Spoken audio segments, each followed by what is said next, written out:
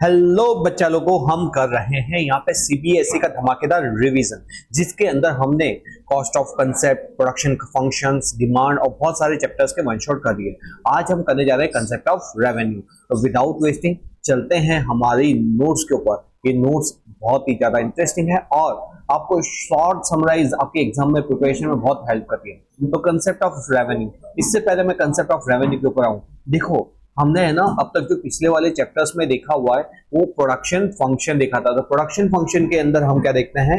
हम देखते हैं short run production and long run production. Short run production क्या होता है? तो शॉर्ट रन प्रोडक्शन के अंदर बेटा जी, जहां पे क्या होता है, शॉर्ट रन प्रोडक्शन के अंदर मेरा एक फैक्टर वेरिएबल होगा, दूसरा फैक्टर फिक्स्ड होगा। और वेरिएबल के अंदर वैसे तो हमारे प्रोडक्शन के लिए क्या चाहिए होता है? प्रोडक्शन फंक्शन का मतलब होता है कि मैं कितना आउटपुट प्रोड्यूस कर पाऊंगा, और आउटपुट के लिए मेरे को क्या चाहिए होगा? इनपुट। तो बेस्ड ऑन माय इनपुट मैं कितना अपना आउटपुट प्रोड्यूस कर सकता हूं, वो बताता है प्रोडक्शन फंक्शन। ये जो इनपुट होता है ये कौन सा वेरिएबल होता है? इंडिपेंडेंट। कौन सा वेरिएबल होता है? इंडिपेंडेंट। सर ये इंडिपेंडेंट क्यों होता है? क्योंकि जितना इनपुट होगा उसके बेस पे क्या होगा? मेरा आउटपुट बनेगा। तो ये आउटपुट किसके ऊपर डिपेंड करता है? बोलो, किसके ऊपर डिपेंड करता है? इनपुट के ऊपर। इसलिए इनपुट इंडिपेंडेंट वेरिएबल है और आउटपुट डिपेंडेंट वेरिएबल होता है। तो अब ये जो इनपुट होता है ना, तो इनपुट होता है हमारा cost of four factor of production. क्या होता है? Four factor of production. अब बताओ ये फोर फैक्टर ऑफ प्रोडक्शन क्या होता है? ये होता है लैंड, लेबर, कैपिटल, एंटरप्रेन्योर। लेकिन फॉर इजी अंडरस्टैंडिंग के अंदर, इजी पर्पस के लिए हम यहाँ पे इनपुट को मैं सिर्फ और सिर्फ किसको कंसिडर करते हैं? लेबर को कंसिडर करते हैं। किसको कंसिडर करते हैं? लेबर को कंसिडर करते हैं। इसलिए आपने देखा होगा कि ये जो प्रोडक्शन फंक्शन होता है उसमें एक लेबर को हायर करने से कितना प्रोडक्शन होता है। इसलिए वहां पे अगर आप जब देखते हो तो हम एक कॉलम लेबर का होता है और दूसरा कॉलम आउटपुट का होता है। तो ये जो लेबर है वो मेरा कौन सा है? ये मेरा इनपुट हुआ, और उसको इनपुट को लेने से ये कितना मेरा आउटपुट आएगा, वही तो बताता है प्रोडक्शन फंक्शन। क्लियर हुआ बेटा? ओके। शॉर्ट रन प्रोडक्शन के अंदर बेटा मैंने आपको क्या बोला कि जहां पे क्या होगा? एक फैक्टर वेरिएबल, दूसरा फैक्टर मेरा फिक्स। अब जो यहाँ पे ये जो होगा एसआरपी, इसके अंदर हम बेटा क्या फाइंड आउट करते हैं? इसमें हम निकालते हैं टोटल प्रोडक्ट। क्या निकालते हैं? टोटल प्रोडक्ट, मतलब टीपी। हम यहाँ पे कौन कौन सा पढ़ते हैं? Total product. ये टोटल प्रोडक्ट आता है। दूसरा आता है हमारा एवरेज प्रोडक्ट। याद रखना, किसी का भी एवरेज निकालना हो तो उसको क्या करने का? ये टोटल प्रोडक्ट को डिवाइड किससे करेंगे हम? बोलो किससे करेंगे? लेबर कैसे करेंगे? ठीक है, तो लेबर से हम इसका डिवाइड करते हैं। ये टोटल प्रोडक्ट मेरा क्वांटिटी होता है, क्वांटिटी टर्म्स में आता है, डिवाइड बाय क्या आता है? हमारा लेबर आता है। ठीक है, तो ये क्या बनता है? ये बनता है एवरेज। और दूसरा इसके अंदर एक और कंसेप्ट आता है, वो होता है मार्जिनल प्रोडक्ट। मार्जिनल प्रोडक्ट का मतलब एक लेबर को हायर करने से कितना एडिशनल प्रोडक्शन होता है। ठीक है, ये मैंने आपको क्या बता दिया? शॉर्ट में बता दिया। अच्छा, शॉर्ट रन प्रोडक्शन के अंदर ये जो कंसेप्ट जो काम करता है ना, उसमें बेटा एक चीज याद रखना कि शुरू में एक लेबर को हायर करने से यहाँ पे जो हमको टीपी मिलता है वो इंक्रीज होता है इंक्रीजिंग रेट से। मतलब हमारा जो टोटल प्रोडक्ट होता है इंक्रीज होता है इंक्रीजिंग रेट में। लेकिन एक बार सारे मशीन ऑक्यूपाइड हो जाता है, मेरा फिक्स फैक्टर ऑक्यूपाइड हो जाता है, उसके बाद टीपी इंक्रीज तो होता है, लेकिन कौन से रेट से होता है? डिक्रीजिंग रेट से होता है। अगर मैं इसकी अपने यहाँ पे, ये मैंने पूरा आधे घंटे का वो बनाया था वीडियो, उसको मैं सिर्फ 1 मिनट के अंदर समराइज करूं तो देखो बेटा, शुरू में क्या होगा? यहाँ पे अलग अलग फेज होते हैं। एक फेज 1, दूसरा फेज 2 और तीसरा होता है फेज 3। यहाँ पे फेज 1 के अंदर क्या होता है? फेज 1 के अंदर अपना जो टीपी होता है क्या होता है? इंक्रीज होता है एट इंक्रीजिंग रेट से। फेज 2 के अंदर भी टीपी इंक्रीज होता है बट एट डिक्रीजिंग रेट से। और फेज 3 के अंदर ये क्या होता है? डिक्लाइन होता है। ठीक है, एमपी की अगर बात की जाए, मार्जिनल प्रोडक्ट की बात की जाए, तो ये जो है ना, इसको उठा के क्या कर देने का? आपको साइड में रख देना है। मतलब शुरू में क्या होगा? ये इंक्रीज होगा, देन क्या होगा? डिक्रीज होगा, और फिर क्या होगा? ये नेगेटिव चला जाता है। समझ गए? ओके। एवरेज प्रोडक्ट क्या क्या बताने का? एवरेज प्रोडक्ट के अंदर देखो, एमपी बढ़ रहा है तो एपी भी क्या होगा? बढ़ेगा। एमपी घट रहा है तो ये एवरेज भी क्या होगा? घटेगा। लेकिन एक चीज याद रखना, ये जो है ना मार्जिनल प्रोडक्ट, ये एवरेज को देख के क्या बोलेगा, अगर तू बढ़ा तो एमपी क्या होता है, ज्यादा तेजी से बढ़ता है।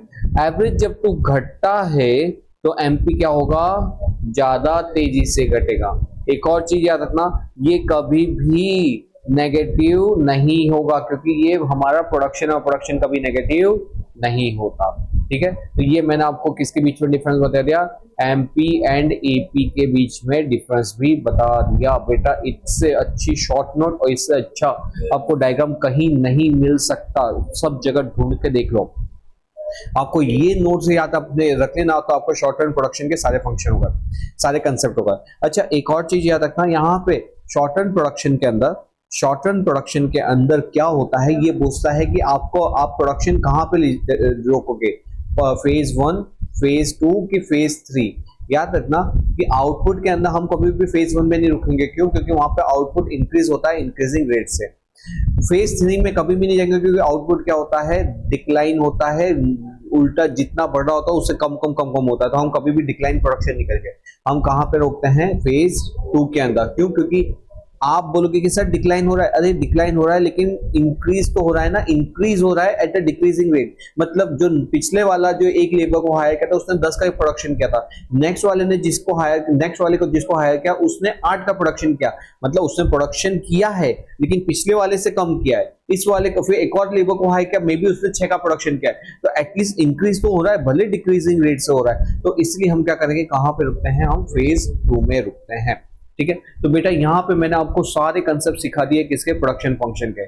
फिर हमने कॉस्ट फंक्शन पढ़ा था, कॉस्ट कंसेप्ट के अंदर क्या पढ़ा था, हमने पढ़ा था इसमें भी फिर शॉर्ट रन लॉन्ग रन आता है। शॉर्ट रन लॉन्ग रन मतलब क्या होता है, हमारा लॉन्ग रन का मतलब फेज होता है जो कौन सा फेज होता है, प्लानिंग फेज होता है। याद रखना, लॉन्ग रन कौन सा फेज होता है, प्लानिंग।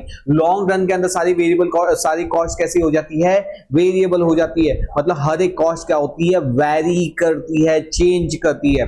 लेकिन शॉर्ट रन के अंदर क्या होता है, शॉर्ट रन होता है मेरा actual production cost. Actual production cost का मतलब क्या हुआ कि कुछ चीजें क्या होगी, जो प्रोडक्शन अगर बढ़ेगा तो वेरिएबल कॉस्ट भी बढ़ेगी, और अगर प्रोडक्शन घटेगा तो वेरिएबल कॉस्ट, अच्छा अगर प्रोडक्शन जीरो हो गया तो वेरिएबल कॉस्ट भी जीरो हो जाएगी, क्योंकि वो डायरेक्टली किससे कनेक्ट करती है, प्रोडक्शन के साथ। इसलिए ये जो हमारी कॉस्ट है, कॉस्ट के अंदर वेरिएबल कॉस्ट डायरेक्टली किससे एसोसिएट होती है, it is associated with the किसके साथ, प्रोडक्शन के साथ। और ये प्रोडक्शन कहाँ मिलता है, तो ये प्रोडक्शन मिलता है हमको यहाँ पे। बेटा जी, प्रोडक्शन के अंदर हम डिसाइड करते हैं कि कितना आउटपुट बनाना है, क्या डिसाइड करते हैं, कितना आउटपुट बनाना है। कंसेप्ट को समझना बहुत ज्यादा डीप में मैं आपको ले जा रहा हूं। यहां से हम क्या डिसाइड करते हैं, आउटपुट प्रोडक्शन के ऊपर। उस आउटपुट के ऊपर से हम क्या डिसाइड करते हैं कि मेरी कितनी कॉस्ट होगी। कॉस्ट कैसे, जितना मैंने प्रोडक्शन किया multiply by variable cost per unit, आप मल्टीप्लाई करोगे तो आपको क्या मिल जाएगी, आपकी वेरिएबल कॉस्ट। मतलब सर कैसे, सपोज कि आपने प्रोडक्शन डिसाइड किया 1000 यूनिट का, कितने यूनिट का, 1000। अब वेरिएबल कॉस्ट आपकी क्या है, तो वेरिएबल कॉस्ट आपकी है 2 पर यूनिट। क्या है, 2 पर यूनिट। आपने कितने का प्रोडक्शन किया ये बताना, कितने का प्रोडक्शन किया हमने, 1000 यूनिट का प्रोडक्शन किया, और आपकी वेरिएबल कॉस्ट क्या है, ₹2 पर यूनिट। तो बताओ कि वेरिएबल कॉस्ट रुपीज टर्म में कितना आएगा, 2 पर यूनिट, और टोटल प्रोडक्शन है 1000 का, तो 2 मल्टीप्लाई बाय 1000, तो आपका टोटल प्रोडक्शन आएगा 2000। तो ये हुई आपकी टोटल वेरिएबल कॉस्ट। समझे, तो कॉस्ट फंक्शन से हमको मालूम पड़ता है कि टोटल कॉस्ट कितनी है, लेकिन ये तो वेरिएबल कॉस्ट की है। सपोज मेरी फिक्स कॉस्ट कितनी है, मेरी फिक्स कॉस्ट है 1500। क्या है, मेरी फिक्स कॉस्ट है 1500। तो बताओ फिक्स कॉस्ट का टोटल टर्म में, रुपीज टर्म में कितना आएगा, बेटा ये रुपीज टर्म ही होता है, क्योंकि ये पर यूनिट में नहीं आता। तो फिक्स कॉस्ट कितनी हो गई, 1500। अच्छा ये बताओ, ये मेरी वेरिएबल कॉस्ट हुई, ये मेरी फिक्स कॉस्ट हुई। अब बताओ टोटल कॉस्ट कितनी आई है, टोटल कॉस्ट कितनी आएगी, variable cost plus fix cost is equal to 3500। क्या हो जाएगा, 3500। ठीक है, ओके। तो देखो यहां पे मैंने आपको क्या बताया, यहां पे मैंने आपको बताया टोटल कॉस्ट का मतलब क्या होता है, ये तो ये टोटल कॉस्ट हमारी कहां से आती है, हमारे कॉस्ट फंक्शन के ऊपर से। तो ये हमारा variable cost, fix cost, then total cost. Marginal cost कैसे निकालते हैं? मार्जिनल कॉस्ट का मतलब होता है कि एक एडिशनल यूनिट को प्रोड्यूस करने के लिए कितना एक्स्ट्रा कॉस्ट लगता है, वो बताता है हमारा मार्जिनल कॉस्ट। ठीक है, आपको कंसेप्ट क्लियर होते जा रहा है। पहले प्रोडक्शन देखा, प्रोडक्शन के ऊपर से हमने कॉस्ट फाइंड आउट की। अब हम क्या फाइंड आउट करेंगे? हमारा रेवेन्यू। रेवेन्यू का मतलब क्या? अगर बेटा इधर देख, यहाँ पे अगर सपोज मेरी सेलिंग प्राइस कितनी है 20, मैंने कितने यूनिट बनाए 10, बताओ मेरा टोटल रेवेन्यू कितना होगा? 10 मल्टीप्लाई बाय 20, 200। अगर मैं 100 यूनिट बनाऊंगा तो 100 मल्टीप्लाई बाय 20 मतलब 2000। अगर 1000 बनाऊंगा तो 20,000। इसका मतलब जैसे जैसे मेरा आउटपुट बढ़ेगा वैसे ही वैसे मेरा क्या होगा? टोटल रेवेन्यू भी बढ़ेगा। इसका मतलब ये बताओ, ये आउटपुट के बढ़ने से टोटल रेवेन्यू बढ़ता है कि घटता है? बढ़ता है। इसलिए टोटल रेवेन्यू आउटपुट का कर्व कैसा होगा? पॉजिटिव का होगा। कैसा का होगा? पॉजिटिव कर्व बोल सकते हैं आप उसको, डायरेक्ट कर्व भी बोल सकते हो। समझ गए? तो देखो देखो देखो, सुनो ध्यान से। यहां पे हमने प्रोडक्शन से क्या फाइंड आउट किया था? क्या फाइंड आउट किया? आउटपुट। कॉस्ट क्योंकि ये तो पर यूनिट होती है, तो इसकी कॉस्ट रुपीस टर्म में निकाल के हमको क्या चाहिए होगा? आउटपुट। तो हमको यहां से टोटल वेरिएबल कॉस्ट मिला, ये फिक्स कॉस्ट मिला, और उससे क्या मिल गया? टोटल कॉस्ट मिल गया। अब मैंने क्या किया? रेवेन्यू, हमने सेलिंग प्राइस पर यूनिट हमको मालूम होती है, लेकिन रुपीस टर्म में निकालने के लिए हमको क्या चाहिए होगा? क्या चाहिए होगा? आउटपुट, कि कितना गुड्स सोल्ड किया, कितना गुड्स सोल्ड किया। तो रेवेन्यू कहां से आता है? Unit sold. क्या आएगा? Unit sold. एक और चीज बेटा यहां पे ध्यान से समझना, इतना डीप कंसेप्ट। देखो जब हम प्रोडक्शन करते हैं ना, अच्छा ये बताओ, एक सिंपल चीज है, अगर एक कोई बलून वाला का एग्जांपल लो, सुबह सुबह बलून वाला 1000 बलून लेके निकला है, क्या जरूरी कि 1000 के 1000 बलून उसके शाम तक बिक जाएंगे? Yes no? नो, ऐसा जरूरी नहीं है। तो जितना प्रोडक्शन किया, क्या जरूरी है कि सबका सब बिक जाएगा? नहीं। तो बेटा जब हम प्रोडक्शन, यहां पे हम प्रोडक्शन आउटपुट में फाइंड आउट करते हैं, यहां पे हम कॉस्ट फाइंड आउट करने के लिए बताओ क्या लेंगे? यूनिट प्रोड्यूस की यूनिट सोल्ड? बेटा यहां पे हम प्रोडक्शन फाइंड आउट करने के लिए कितना गुड्स प्रोड्यूस किया। बेटा सपोज कि मैंने 0 यूनिट सोल्ड आउट किए, इसका क्या मतलब कि मेरी कोई कॉस्ट ही नहीं हुई होगी। कॉस्ट किसके ऊपर डिपेंड करती है? प्रोडक्शन के ऊपर कि सेल के ऊपर? बेटा अगर सपोज दूसरा एग्जांपल लेता, एकदम सिंपल एग्जांपल, पकौड़ी, गुजरात के अंदर पकौड़ी बहुत फेमस होती है, ठीक है, पानी पूरी जिसको बोलते हैं। अब बताओ ये पानी पूरी वाले ने 1000 पकौड़ी बनाई, ठीक है, 1000 पकौड़ी बनाई, लेकिन उसमें से उसकी एक भी नहीं बिकी। क्यों? क्योंकि रेनी सीजन, रेनी टाइम हो गया, शाम को जबरदस्त बारिश हुई और एक पकौड़ी नहीं बिकी। क्या इसकी प्रोडक्शन कॉस्ट 0 होगी? बताओ कि वो जो 1000 यूनिट को प्रोड्यूस करने की कॉस्ट क्या 0 होगी? नहीं सर, वो सेल से हमको मतलब ही नहीं होता कि उसकी प्रोडक्शन कॉस्ट क्या होगी। प्रोडक्शन कॉस्ट किसके ऊपर डिपेंड करती है? Unit produce. यूनिट प्रोड्यूस, उसके ऊपर से तो क्या आती है? हमारा प्रोडक्शन कॉस्ट आता है। तो जब हम variable cost, fix cost, total cost, marginal cost calculate करते हैं, तो वहां पे यूनिट कौन से लेते हैं? जो हमने यूनिट्स प्रोड्यूस किए। लेकिन जब हम रेवेन्यू निकालते हैं, क्या निकालते हैं? रेवेन्यू।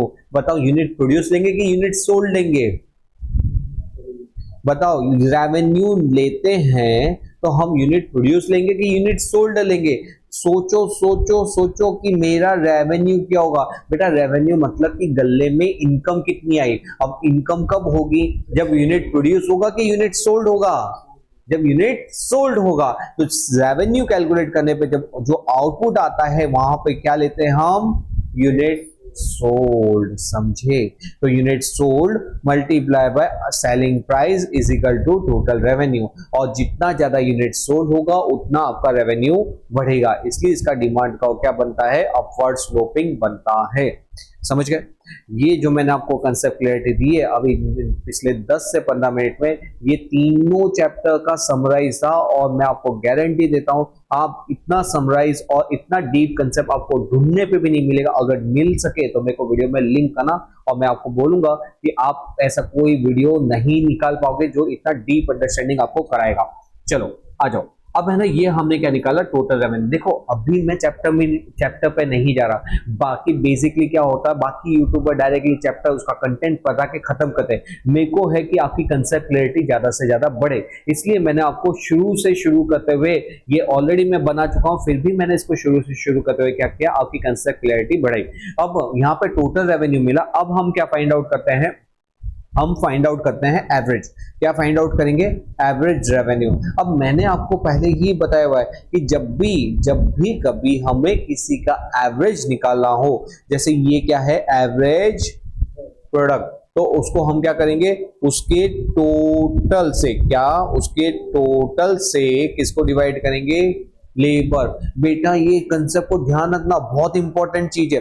जब हम प्रोडक्ट की बात करते हैं तब हम इनपुट की बात करते हैं, प्रोडक्शन के अंदर मैंने बताया था ऊपर, देखो मैंने ऊपर क्या बताया हुआ है, प्रोडक्शन फंक्शन के अंदर हमारा क्या होता है, हम कितना आउटपुट बनाएंगे, और आउटपुट किस पर डिपेंड करता है, फंक्शन ऑफ इनपुट। और इनपुट में कितने प्रकार के इनपुट होते हैं, ये होता है 4 फैक्टर ऑफ प्रोडक्शन। क्या होता है, 4 फैक्टर ऑफ प्रोडक्शन। और 4 फैक्टर ऑफ प्रोडक्शन में क्या आता है, लैंड, लेबर, कैपिटल, एंटरप्रेन्योर। क्या आएगा, लैंड, लेबर, कैपिटल, एंटरप्रेन्योर। लेकिन यहाँ पे हम लेबर में किसको कंसिडर करते हैं, ओनली लेबर को कंसिडर करते हैं। इसीलिए देखो जब हम टोटल प्रोडक्ट का एवरेज करते हैं तो किससे डिवाइड करते हैं, लेबर से करते हैं, समझे।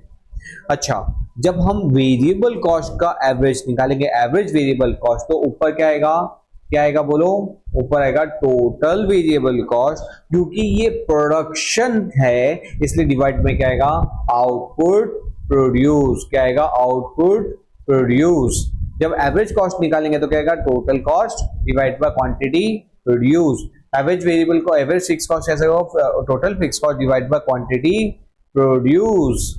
और लास्ट में आता है एवरेज रेवेन्यू। जल्दी से बोल जाओ क्या आएगा एवरेज रेवेन्यू का फॉर्मूला, आउटपुट क्या, आउटपुट सोल्ड। क्योंकि यहाँ पे रेवेन्यू मतलब गल्ला कब भरता है, जब हम चीजों को बेचते हैं। तो जब हम एवरेज रेवेन्यू निकालते हैं तो टोटल रेवेन्यू डिवाइड बाय क्या करते हैं, यूनिट सोल्ड करते हैं। समझ गए, ये बहुत ज्यादा इंपॉर्टेंट क्वेश्चन था जो मैंने आपको यहाँ पे बताया। ठीक है, अब आपको अगर इतने तक की कंसेप्ट क्लैरिटी हो चुकी हो तो आगे का जो कंसेप्ट है वो आपको समझ में आसानी से आएगा। तो चलो हम करते हैं आगे इसके अंदर कंसेप्ट ऑफ रेवेन्यू। बेटा कंसेप्ट ऑफ रेवेन्यू फटाफट देखते हैं, अब 15 से 20 मिनट के अंदर ये चैप्टर हो जाएगा खत्म, क्योंकि मैंने बहुत ज्यादा डिटेल अंडरस्टैंडिंग ऑलरेडी आपको दे दी है।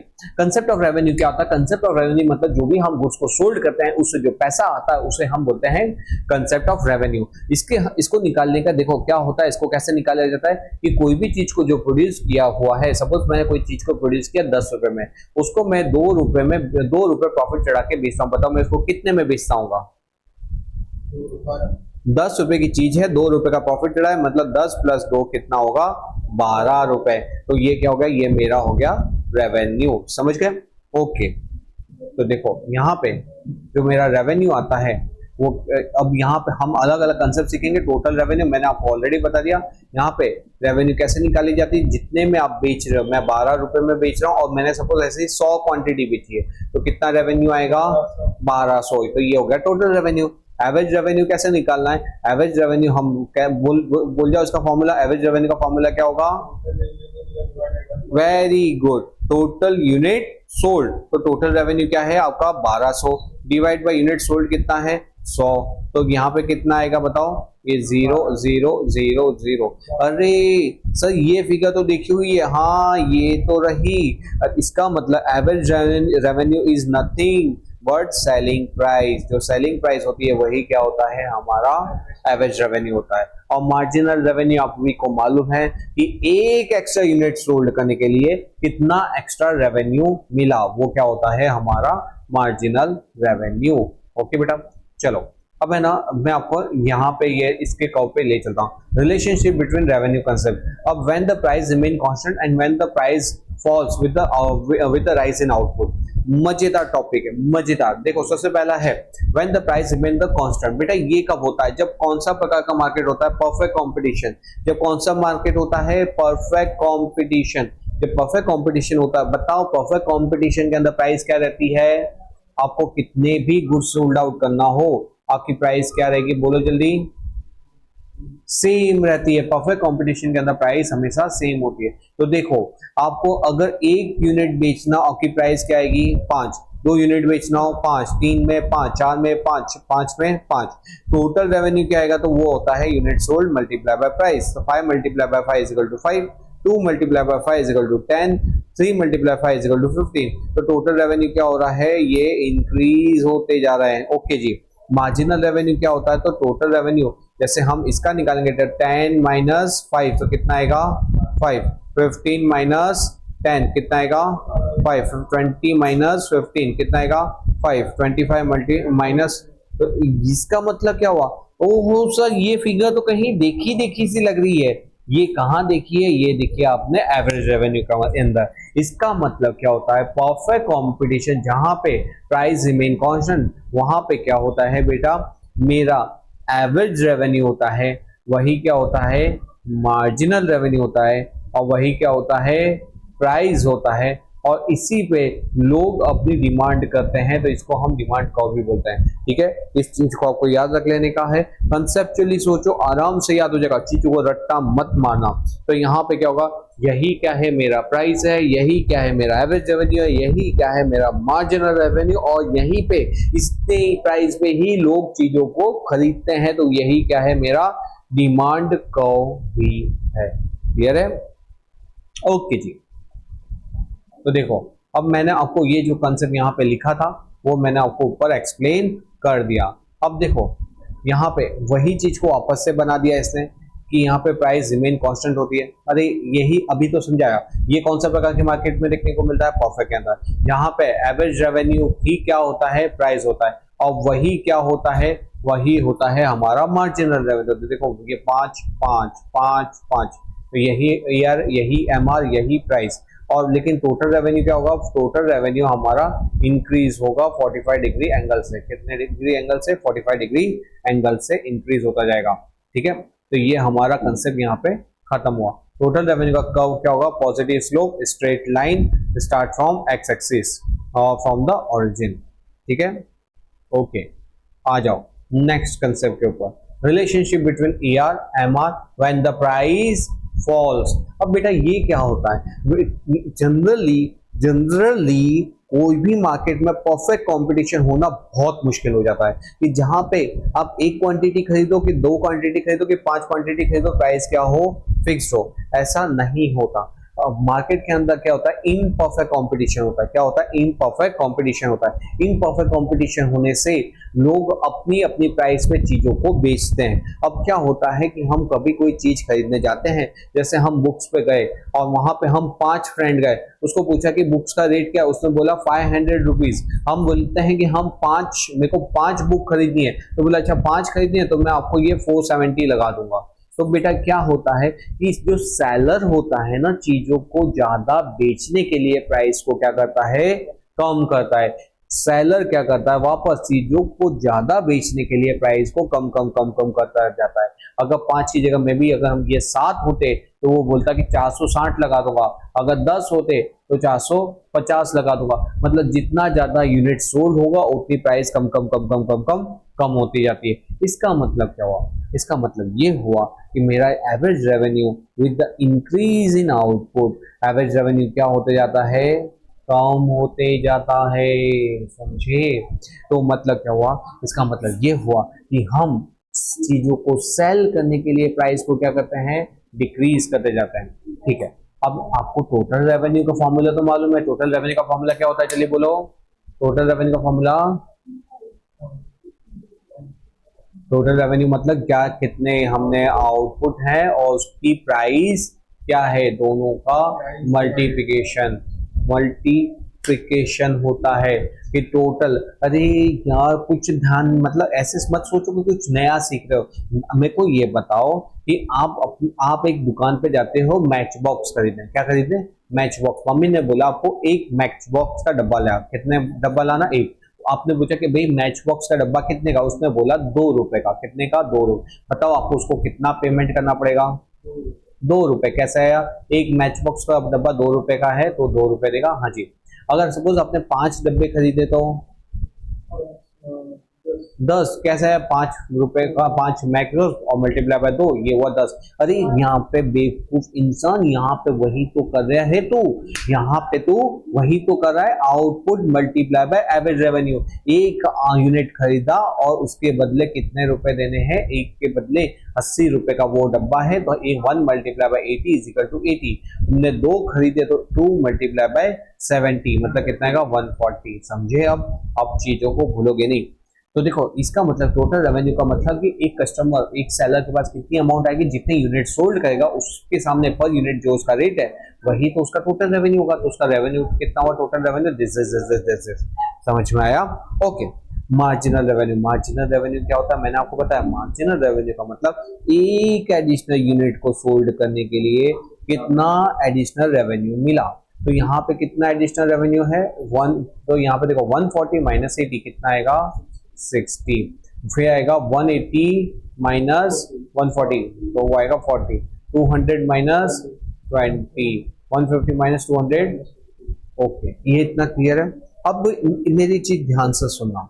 देखो मैंने आपको क्या बताया, मैंने आपको ये बताया कि भाई आपका जो एवरेज रेवेन्यू या तो जो प्राइस होता है, यहाँ पे देखो एवरेज रेवेन्यू या तो प्राइस क्या होते जा रहा है आपका, धीमे धीमे कम कम कम कम कम कम होते जा रहा है, कम होते जा रहा है। अच्छा ये बताओ कभी ये माइनस में हो सकता है क्या, एवरेज रेवेन्यू या तो प्राइस कभी माइनस में होगा, माइनस में होगा।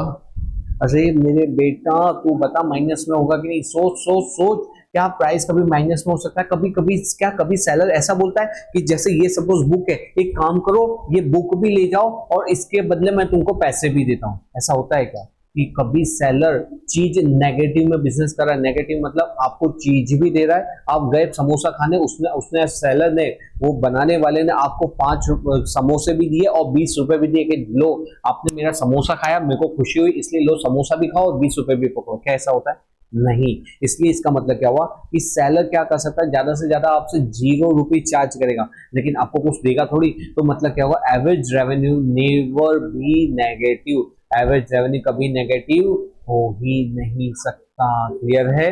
हाँ इसलिए मैं बोला लॉजिक से सोचना, ऐसे चीजों को रट्टा टोटा मत माना। अच्छा मार्जिनल रेवेन्यू देखो, अब मार्जिनल रेवेन्यू के ऊपर फोकस करो। मार्जिनल रेवेन्यू क्या होता है, मार्जिनल रेवेन्यू चीजों के बिकने से धीमे धीमे, क्योंकि हम सेलिंग प्राइस क्या कर रहे हैं, रिड्यूस कर रहे हैं, क्या कर रहे हैं, रिड्यूस, इसलिए जो एडिशनल रेवेन्यू मिलेगा वो क्या मिलेगा हमको, कम कम कम कम होते जाएगा।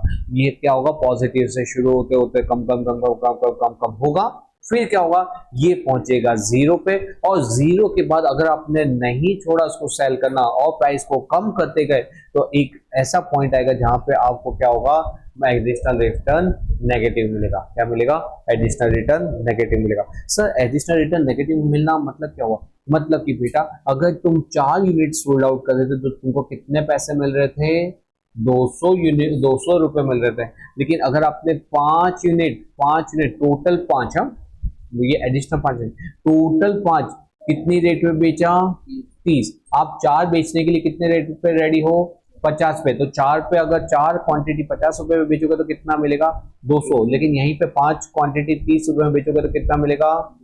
तो बताओ as compare to previous one आपको ज्यादा मिल रहा है कि कम मिल रहा है, कम मिल रहा है आपको 50 रुपए। तो क्या ऐसा बिजनेस करना चाहिए जहां पे 4 यूनिट सोल्ड करने पे 200 रुपए मिल रहा है और 5 यूनिट सोल्ड करने पे 30 यूनिट मिल रहे हैं, तो क्या 5 यूनिट सोल्ड आउट करोगे, बोलोगे ना भाई ना, मेरे को ऐसा प्राइस रखना ही नहीं है जिसके अंदर क्या हो मेरा ओवरऑल रेवेन्यू घट जाए। तो हम कहां तक प्रोडक्शन करें, कहां तक सेल करेंगे, हम 4 यूनिट तक ही सेल करेंगे जहां पे हमारा टोटल रेवेन्यू क्या होगा, हाईएस्ट होगा। समझ गए, इन शॉर्ट कहने का मतलब क्या, मार्जिनल रेवेन्यू के अंदर चीजें नेगेटिव होती है इसलिए हम वहां पे सोल्ड आउट नहीं करते।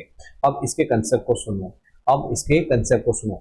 देखो बेटा मैंने आपको बताया, क्या बताया, इधर ध्यान से सुना कि यहाँ पे एवरेज रेवेन्यू क्या होता है ना, वो धीमे धीमे क्या होता है, एवरेज रेवेन्यू मतलब हमारी प्राइस धीमे धीमे क्या हो रही है, बताओ प्राइस क्या हो रही है, कम हो रही है। तो देखो एवरेज रेवेन्यू क्या हो रहा है, कम कम कम कम कम कम होते जा रहा है। हाँ तो मैंने आपको एवरेज का नियम बताया है कि एवरेज मार्जिनल क्या बोलता है हमेशा, एवरेज अगर तू बढ़ा तो मैं तुझसे ज्यादा तेजी से बढ़ूंगा, लेकिन अगर तू गिरा तो मैं तुझसे ज्यादा तेजी से गिरूंगा। यहाँ पे बताओ एवरेज बढ़ रहा है कि घट रहा है, घट रहा है। देखो डाउनवर्ड ट्रेंड है ना, अगर ये गिर रहा है तो मार्जिनल क्या बोलेगा, मैं तुझसे ज्यादा तेजी से गिरूंगा, इसलिए यहाँ पे क्या होगा, मार्जिनल रेवेन्यू उसके नीचे है, ठीक है। लेकिन क्या एवरेज कभी नेगेटिव हो सकता है क्या,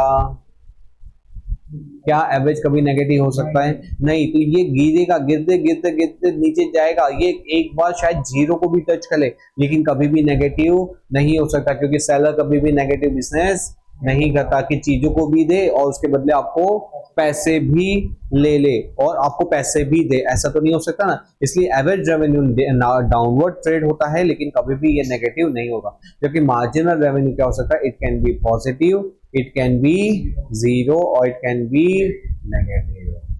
बताओ सिंपल है कि नहीं? ओके, तो यहाँ पे ये जो एक्सप्लेनेशन मैंने आपको जो समझाया वही यहाँ पे लिखा हुआ है। देखो relationship between ER and MR, ये मैंने with when no market explanation rise in output. देखो यहाँ पे क्या होता है, इसमें एक ही फर्क है, एवरेज क्या बोलेगा, एवरेज अगर सपोज यहाँ पे एवरेज क्या हो रहा है बताओ, बढ़ रहा है कि घट रहा है, बढ़ रहा है, तो फिर MR क्या बोलेगा, अगर तू बढ़ा तो मैं तुझसे, इसलिए देखो ये इसके ऊपर की ओर है। देखो अब यहाँ पे एवरेज क्या हो रहा है, गिर रहा है, अगर एवरेज अगर तू गिरा तो मैं तुझसे, इसलिए देखो उससे ज्यादा तेजी से गिर रहा है, समझ गया? Okay, total revenue and marginal revenue में क्या फर्क है, ये मैंने आपको बताया। ये किसके ऊपर डिपेंड होता है, MR के ऊपर। MR देखो, MR क्या है यहाँ पे, पॉजिटिव है कि नेगेटिव, पॉजिटिव है कि नेगेटिव, वैसे तो डाउनवर्ड ट्रेंड है लेकिन यहां तक तो पॉजिटिव है ना, तो जब तक तू पॉजिटिव होगा तब तक मैं क्या होऊंगा, इंक्रीज होगा। जब तेरा कौन सा लेवल आएगा, जीरो, तब मैं कौन से पॉइंट होगा, मैक्सिमम। और जब तू क्या जाएगा, नेगेटिव, तब मैं क्या करूंगा, डिक्लाइन करना चालू कर दूंगा। समझ गए? बस यही इसका कंसेप्ट है कि क्या होता है पहले स्टेज के अंदर मार्जिनल रेवेन्यू, क्योंकि हम चीजों को ज्यादा बेचने के लिए प्राइस को कम करते हैं, इसलिए हमारा जो मार्जिनल रेवेन्यू है कम होते जाता है। इसलिए टोटल रेवेन्यू क्या होता है, टोटल रेवेन्यू बढ़ता तो है बट कौन से रेट से बढ़ता है, टोटल रेवेन्यू हमारा इंक्रीज होता है बट एट डिक्रीजिंग रेट से बढ़ता है। फिर जब ये इसके जीरो पे आएगा तब उसके मैक्सिमम पे आएगा, और जब यहाँ पे नेगेटिव होगा तब वो क्या होगा, डिक्लाइन होगा। क्या होगा, डिक्लाइन होगा। ये था हमारा relationship between total revenue and marginal revenue. बेटा इसी के साथ हमने टोटल रेवेन्यू का ये कंसेप्ट हमने खत्म किया। मैंने आपको क्या सिखाया, मैंने आपको सिखाया कि कॉस्ट फंक्शन क्या होता है, प्रोडक्शन फंक्शन क्या होता है। सबसे पहले मैंने आपको क्या बताया था, प्रोडक्शन फंक्शन से हमको क्या मिलता है, total output produce. Output produce के ऊपर से हमको क्या मिलता है, कॉस्ट। क्या मिलता है, कॉस्ट। ये कॉस्ट कैसे आती है, जितने आउटपुट आपने प्रोड्यूस की है multiply by variable cost per unit, तो वो variable cost total I, fix cost का टोटल हमको दिया होता है तो हमको मिल जाती है टोटल कॉस्ट। उसके ऊपर से हम निकालते हैं एवरेज एंड मार्जिनल कॉस्ट। ठीक है, वो कॉस्ट फंक्शन हटा दो। फिर हमने अभी इस चैप्टर में कौन सा सीखा, रेवेन्यू। रेवेन्यू किसके ऊपर डिपेंड करता है, यूनिट प्रोड्यूस की sold. Very good, revenue depend करता है, रेवेन्यू मतलब दुकान का गल्ला, और दुकान का गल्ला किसके ऊपर डिपेंड करता है, भरेगा कि घटेगा, प्रोड्यूस की सोल्ड। दुकान का गल्ला डिपेंड करता है जितना हम बेचते हैं। अगर हम बेचा ही नहीं तो गल्ला खाली रहेगा। तो गल्ला कब बढ़ता है, जब यूनिट बेचते हैं। तो रेवेन्यू के अंदर हम यूनिट सोल्ड लेते हैं, unit sold multiply by selling price, तो टोटल रेवेन्यू। और एवरेज रेवेन्यू निकालना हो तो जो अपने टोटल रेवेन्यू उसको डिवाइड बाय क्वांटिटी कर दो तो एवरेज रेवेन्यू हो जाएगा। मार्जिनल रेवेन्यू मतलब एक एक्स्ट्रा यूनिट को सोल्ड करने के लिए कितना एक्स्ट्रा रेवेन्यू हुआ, वो मार्जिनल रेवेन्यू। और फिर हमने क्या देखा कि हमारा average revenue and marginal revenue में क्या डिफरेंस, क्या कोरिलेशन है, and total revenue and marginal revenue में क्या रिलेशन है। आई होप आपको आया होगा मजा, और बहुत ही यूनिक तरीके से मैंने आपको समझाया जो आपको कहीं नहीं मिलेगा। तो कमेंट में बताना कैसा लगा वीडियो। बाय बाय बेटा।